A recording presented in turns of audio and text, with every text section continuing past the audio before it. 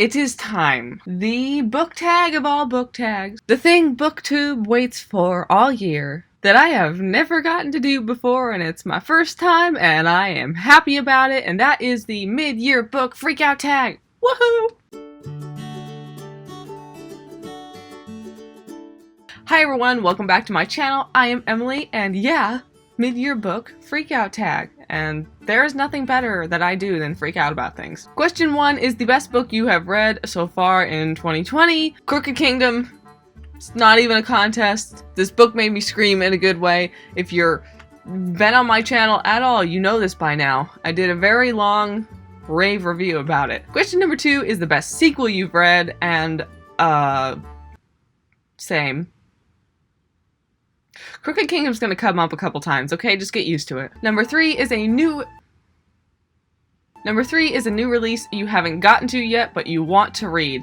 I don't keep up with new releases because I'm bad at this whole booktube thing, but Murderbot, yeah. The novellas were great. There is a novel out. Somehow it came out without me noticing because I was waiting for it, and it came out and I didn't know, and I just saw it on Amazon a couple days ago, and I need it now.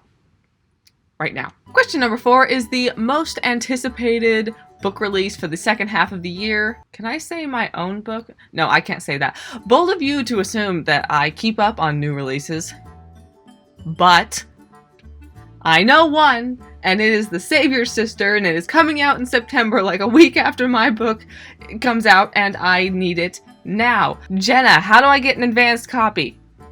Talk to me through the camera. I must have this book. I got the first, 1 to 3 chapter sample. I can't even remember. I was reading it too enthusiastically to remember chapters, and now I must have it. September is still a ways away, okay? Question number 5 is, what is your most disappointing read? I didn't have any that I was super angry about, but Killing Gravity was a novella that I was hopeful for as a fun sci-fi romp, and I ended up giving it 2.5 out of 5 stars. It wasn't great, but I'm not that upset about it, so this is what happens when you have low expectations. Question number 6 is, what was your biggest surprise? I'm not going to pick a book for this. I am going to pick a fact that in my bullet journal, which will attest to this, I read 5 5-star books in a row. The first was Romancing the Beat, the second was The Vine Witch, the third was Pistol Daisy, the fourth was Cruel Beauty, and the fifth was The Bird and the Sword. How do you read that many 5-star books in a row? How? Maybe the rest of the year will keep on that trajectory. Probably not. Question number 7 is, what is your favorite new author? Either an actual new author or just new to me. And I don't want to be too hasty on this, but Amy Harmon is a fantastic writer. She is the author of The Bird and the Sword, The First Girl Child, and What the Wind Knows. I've only read The Bird and the Sword by her, and there's a sequel to that too, which the name escapes me because brain cells do not exist. But her writing style is fantastic. She knows how to connect you to the characters, and though I have read only one book by her, this is looking good. This is looking like another Leigh Bardugo moment where I like all of her books, even the ones that aren't my favorite, I still like them. Question number 8 is your newest fictional crush. Kaz. We're moving on. Question number 9 is your newest favorite character. Nikolai Lansov. I hope I'm pronouncing his name right. I'm sorry. He should have ended up with Alina.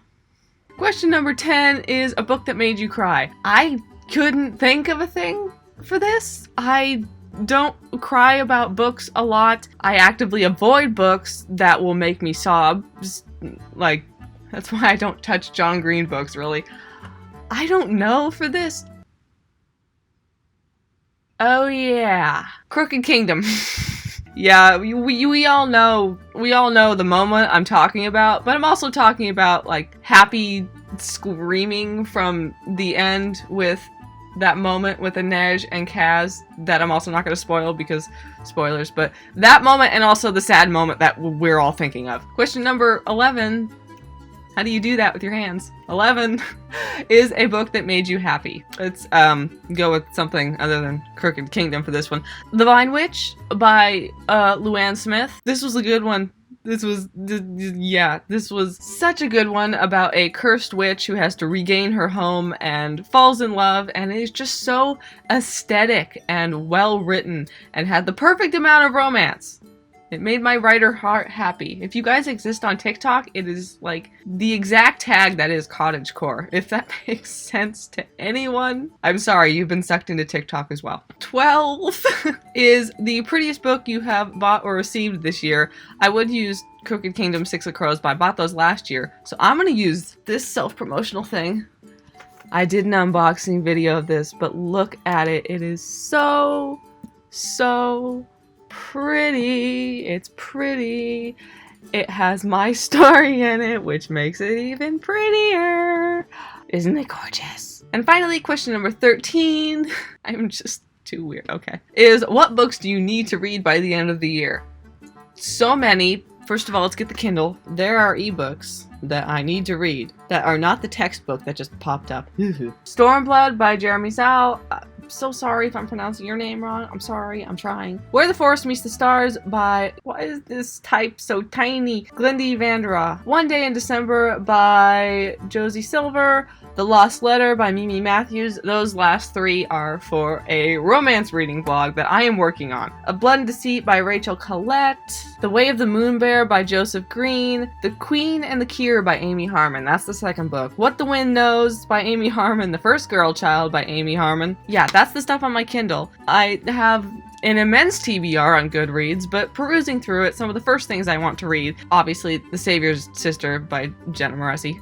The First Girl Child, as mentioned. King of Scars by Leigh Bardugo. I can't believe I still haven't read that. What is wrong with me? I love Nikolai. The Folk of the Air series by, I think it's Holly Black, and so many more. The Gentleman Bastard series. I have an immense TBR. What can I say? Will I get to all of these by the end of the year? Probably not, but it's good to be ambitious. So that is the mid-year book Freakout tag, which I am insanely happy to finally have gotten to do, and I did freak out, so qualifications met. Thank you all so much for watching. I hope you enjoyed this video. If you did, don't forget to subscribe and ding that little notification bell. It really helps out my channel. My short story collection, All the Woods She Watches Over, is up for pre-order right now.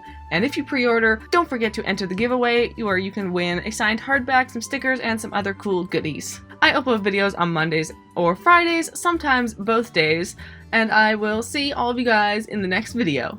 Bye!